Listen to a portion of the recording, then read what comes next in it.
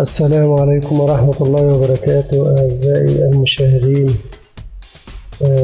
النهاردة منتخب مصر كان بيلعب مباراة كبيرة مع بلجيكا، وكان وفاز 2-1 بالمباراة. الأداء اللي قدمه منتخب مصر كان أداء جيد إلى حد ما، كويس متوازن ما بين الدفاع والهجوم وكده، ولازم فيتوريا يعمل كده مع منتخب كبير زي منتخب بلجيكا المصنف رقم 2 عالميا. النهارده فيتوريا كان بيلعب بخطة إلى حد ما دفاعية، يعتمد على الكرات الطولية اللي بتتبعت لتريزيجيه، وشفناها في أكتر من كورة. ويمكن الفرص اللي جات لمصر أكتر واحد ضيع فرص النهاردة تريزيجيه، حوالي 3 أو 4 فرص، وأحرز هدف كويس جميل جدا بصراحة. أول كورة ضيعها منتخب مصر في الشوط الأول كانت في الدقيقة بالظبط كده بالتحديد، كانت في الدقيقة 11 لما استلم تريزيجيه كرة طولية من الخلف. كانوا بالتحديد كان محمد صلاح استلم على الصدر وسدد في الزاوية اليسرى لكورتوا، تعامل معه كورتوا بنجاح وطلعها خارج المرمى. طبعا كورتوا حارس عملاق ومعروف بمستواه العالي. دي كانت الفرصة الثانية اللي جه منها هدف المباراة الأول في الشوط الأول من مصطفى محمد، اللي ضغط على دفاع بلجيكا وقدر يغمض المدافع، أو المدافع غلط، والكرة الحمد لله جات لمصطفى محمد اللي قدر يراوغ المدافع بطريقة ذكية من رجليه، وقدر يسدد على شمال كورتوا محرزا الهدف الأول لمنتخب مصر.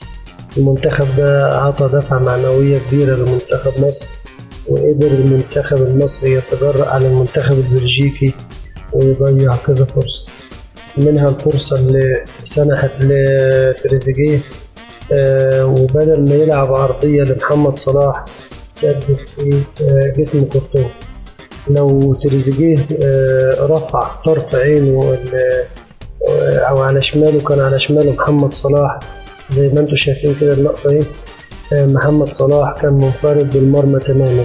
لو تريزيجيه لاعب عرضية محمد صلاح يحرز هدف أكتر من رائع، كان المرمى خالي تماما قدام محمد صلاح. واللقطة اللي جاية هتبين الهجمة اللي لعبها تريزيجيه. المفروض تريزيجيه كان على الأقل، اللي هي اللقطة دي، كان على الأقل كان لاعب عرضية لمحمد صلاح. محمد صلاح واقف لوحده، كان هيحرز هدف كويس، ولكن قدر الله ما شاء فعل. تريزيجيه سدد في جسم كورتوا وطلعت الكورة بره المرمى. دي كانت الفرص المحققة اللي جات لمنتخب مصر في الشوط الأول. الفرص اللي جات لمنتخب مصر في الشوط الثاني كانت أولها كانت الهدف اللي أحرزه تريزيجيه، كان في الدقيقة 46، يعني في الدقيقة الثانية من الشوط الثاني، وده ساعد منتخب مصر إن هو يمسك زمام المباراة تماما. الهجمة الثالثة اللي جات لتريزيجيه برضه نفس الهجمة بالظبط. قبل ما نروح للهجمة الثالثة كان تريزيجيه استخدم ذكائه المعهود بصراحة وحط اللعيب في ظهره، ودي كانت من أفضل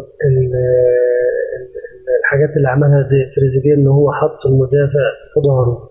المدافع ما عندوش حل غير 2، يا إما ياخد يعمل فاول ويطرد، يا إما يسيب اللعيب ويرمي حموله بقى على الناس ثم على كورتوا ويطلع الكورة. ولكن تريزيجيه استخدم ذكائه بصراحة، وقدر يحط المدافع في ظهره ويتقدم ويحرز الهدف الثاني لمنتخب مصر. الهجمة الثالثة اللي نفس الهجمة بتاعة الهدف الثاني بالظبط، برضو كرات عرضية طولية من محمد صلاح لتريزيجيه، حط المدافع في ظهره، ولكن المرة دي تسديدة جت ضعيفة على شمال كورتوا، قدر يمسكها وينقذ مرماه من هدف صورة طبق الأصل من الهدف الأولاني. دي كانت مجمل خطورة منتخب مصر على منتخب بلجيكا، والحمد لله منتخب مصر قدر يفوز 2-1. وقدر فيتوريا إن هو يفرض أسلوب لعبه على المباراة. مش معنى إن هو دافع يبقى هو فريق ضعيف ولا حاجة، لأ. فيتوريا قدر يدافع قدام منتخب قوي ويفرض أسلوبه، وترك استحواذ الكورة لمنتخب بلجيكا وساب الاستحواذ تماما، وقدر يلعب على الهجمة المرتدة فعلا ويحرز هدفين. وهي الفرق بصراحة في الكورة الحديثة في العالم دلوقتي، انك انت لو بتلاعب فرقة قوية عنك بقدر الامكان بتلعب على الهجمات المرتدة، وكده كده المنتخب البلجيكي هيندفع للهجوم على حساب الدفاع. بصراحة طلعت نقطة ذكاء من فيتوريا ان هو قدر يلعب بالاسلوب ده. اللي تفوق على نفسه هم اللعيبة كلهم 10/10 ورجالة بصراحة، ولكن اللي تفوق على نفسه بصراحة أكرم توفيق النهاردة عمل مباراة تاريخية، وكلنا عارفين أن أكرم توفيق راجل ممسك الخشب وربنا يحرسه من الإصابات. أكرم توفيق النهاردة بصراحة كان قافل الجبهة اليمين، اللهم إلا كورة واحدة فلت فيها كراسكو رقم 11 وقدر يلعب عرضية وتحرز منها بلجيكا الهدف الوحيد. كان قافل على كراسكو تماما، وكان قافل على هازارد بصراحة الاثنين متابعين. كتر خير أكرم توفيق إن هو عمل مباراة لآخر لحظة، وبنشكره تماما وربنا يبعد عنه الإصابات. وبصراحة كان هو اللي يستحق رجل المباراة. صلاح مع إنه عمل مباراة كويسة، والحكم النهارده بصراحة أخطاء كتيرة جدا جدا جدا. حوالي أربع أخطاء ما تعديش على حكم المفروض دولي ويعتبر حكم كويتي كويس، والدليل إن هو مرشحينه لمباراة كبيرة زي كده. طيب الخطأ الأولاني اللي غلط فيه الحكم ضربة الجزاء بتاعت أحمد حجازي عمل ضربتين جزاء في لعبة واحدة. إزاي ضربتين جزاء في حالة واحدة؟ إن هو أولا لمس الكرة بإيده فعلا، وإيده خرجت بعيد عن جسمه، ودي تعتبر ضربة جزاء. الحالة الثانية إن هو بيطلع الكرة في نفس اللعبة بالظبط، لعب على ركبة اللاعب البلجيكي، والحمد لله ربنا سترها والحكم ما خدش باله من اللعبتين، مع ان الفار رجع للحكم والحكم ما خدش باله. اللقطه دي بتوضح، هي الوحيده اللي بتوضح اللعبه. شايفين احمد حجازي ايده خارجه من جسمه تماما. اللقطه اللي بعد كده بتوضح ان احمد حجازي لعب على ركبه اللاعب. لو نشوف الجزمه بتاعت احمد حجازي بتلعب على ركبة اللاعب تمام، فدي ضربة جزاء. الحمد لله إن الحكم ما شافهاش، كانت غيرت سير المباراة تماما.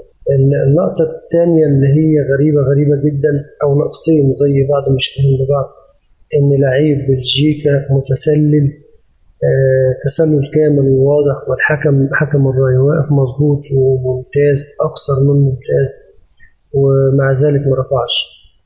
الكرة دي جت في العارضة والحمد لله ربنا سترها وضاعت.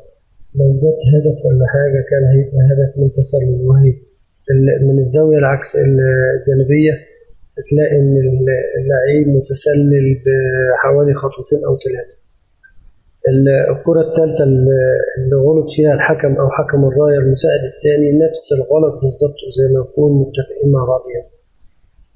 كرة فيها تسلل واضح للاعب بلجيكا، ومع ذلك حكم الراية ما رفعش، وربنا سترها إن محمد الشناوي خرج وقفل الزاوية تماما وأنقذ منتخب مصر من هجمة مرتدة فظيعة كانت هتسبب هدف لمنتخب بلجيكا. دي تعتبر مجمل الأحداث اللي حصلت في مباراة مصر وبلجيكا. بنتمنى التوفيق لمنتخب مصر، يا رب يعمل مستوى ويصعد لكأس الأمم الأفريقية إن شاء الله بإذن الله. وشكرا لكم.